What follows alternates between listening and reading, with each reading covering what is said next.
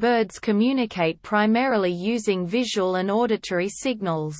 Signals can be interspecific, between species, and intraspecific, within species.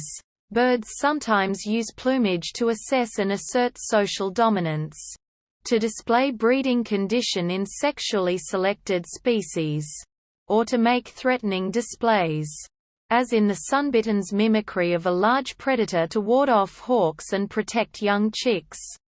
Quote, "Visual communication among birds may also involve ritualized displays, which have developed from non-signaling actions such as preening, the adjustments of feather position, pecking, or other behavior. These displays may signal aggression or submission or may contribute to the formation of pair bonds.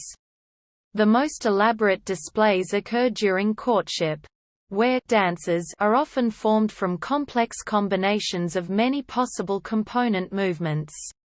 Males' breeding success may depend on the quality of such displays.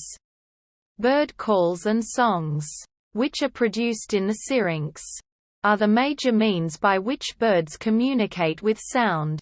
This communication can be very complex. Some species can operate the two sides of the syrinx independently, allowing the simultaneous production of two different songs.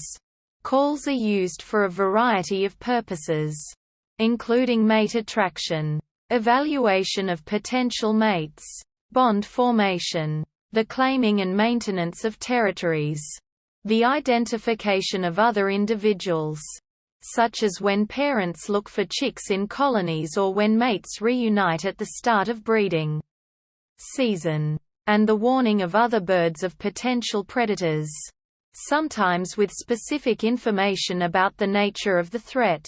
Some birds also use mechanical sounds for auditory communication. The Coenocorypha snipes of New Zealand drive air through their feathers. Woodpeckers drum for long-distance communication. And palm cockatoos use tools to drum.